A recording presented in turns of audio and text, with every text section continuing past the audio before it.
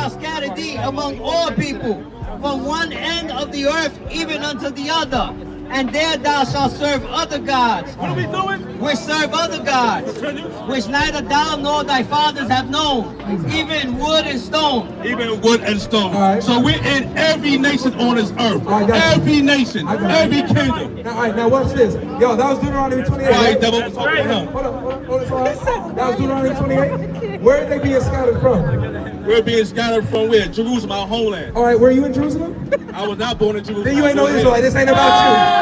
This ain't about Well, again, see, that's what I'm proving you. again. You read it. It's my turn. That's what I'm proving It's my again. turn. So, I'm speaking, right? It's my turn. So just like in 2 seconds, we just proved that you not the Israelites in Deuteronomy 28, because you were not scattered from the land of Israel. You were born here.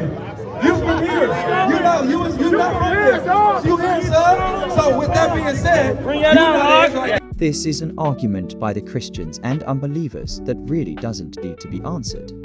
Because common sense tells you that if Israel is scattered into all nations, then the children they birth would be born in the lands they're scattered in. However, let's answer this for edification purposes. Let's learn. For your edification. First, we're gonna show Israelites being born in other lands and still being Israelites, to prove you don't need to be born in the lands of Israel to be an Israelite. And as Paul was to be led into the castle, he said unto the chief captain, May I speak unto thee? Who said, Canst thou speak Greek? Art not thou that Egyptian which before these days made us an uproar, and led us out into the wilderness 4,000 men that were murderers? But Paul said, I am a man which am a Jew of Tarsus, a city in Cilicia, a citizen of no mean city, and I beseech thee, suffer me to speak unto the people. And when he had given him license, Paul stood on the stairs, and beckoned with the hand unto the people.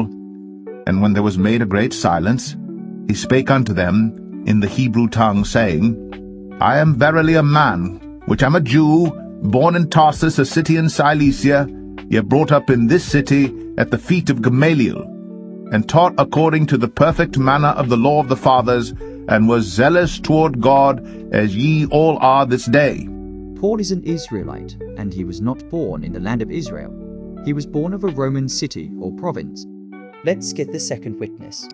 After these things Paul departed from Athens and came to Corinth, and found a certain Jew named Aquila, born in Pontus, lately come from Italy, with his wife Priscilla, because that Claudius had commanded all Jews to depart from Rome, and came unto them. Aquila is an Israelite, and he was born in the city of Pontus, which is in Asia Minor. That is not the land of Israel, yet Aquila is called a Jew, which is an Israelite. Third witness.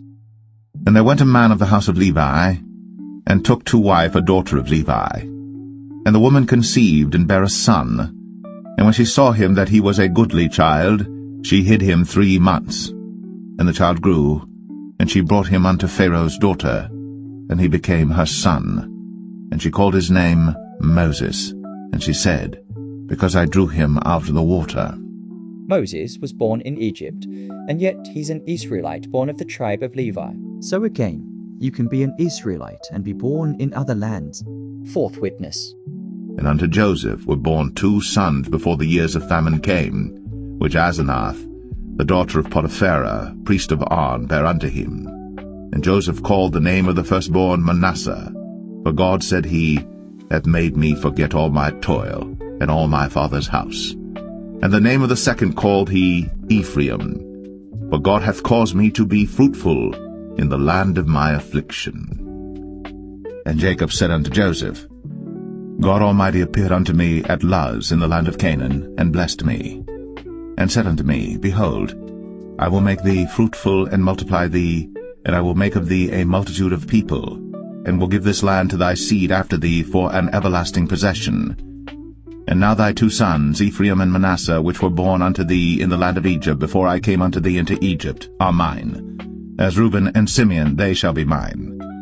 And thy issue which thou begettest after them shall be thine, and shall be called after the name of their brethren in their inheritance.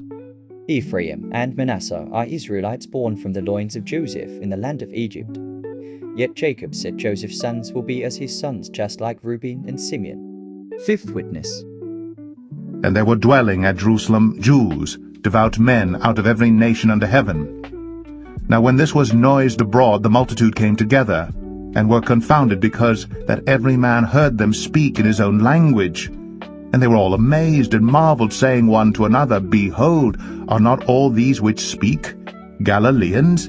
And how hear we every man in our own tongue, wherein we were born, Parthians, and Medes, and Elamites, and the dwellers in Mesopotamia, and in Judea and Cappadocia, in Pontus and Asia, Phrygia and Pamphylia, in Egypt, and in the parts of Libya about Cyrene, and strangers of Rome, Jews and proselytes, Cretes and Arabians, we do hear them speak in our tongues the wonderful works of God.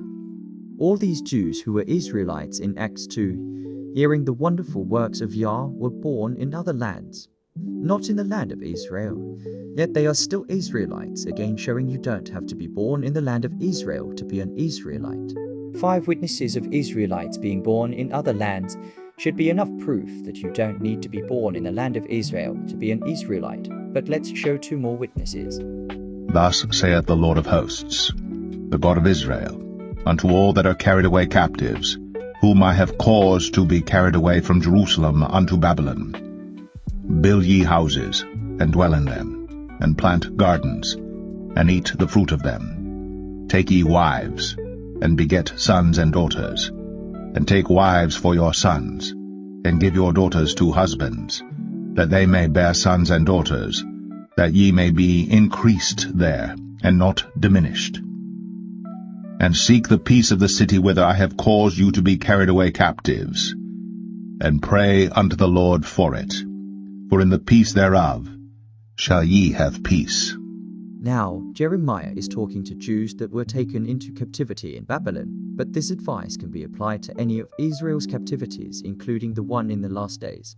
Since we're scattered into all nations, create families and homes. This is how Israel will be as the sand of the sea, and how there would be Israelites in lands like America or China, Canada and Australia. And it shall come to pass, when all these things are come upon thee, the blessing and the curse which I have set before thee, and thou shalt call them to mind among all the nations whither the Lord thy God hath driven thee, and shalt return unto the Lord thy God, and shalt obey his voice according to all that I command thee this day, thou and thy children, with all thine heart, and with all thy soul, that then the Lord thy God will turn thy captivity, and have compassion upon thee, and will return and gather thee from all the nations whither the Lord thy God hath scattered thee. If any of thine be driven out unto the utmost parts of heaven, from thence will the Lord thy God gather thee, and from thence will he fetch thee. And the Lord thy God will bring thee into the land which thy fathers possessed, and thou shalt possess it. And he will do thee good, and multiply thee above thy fathers.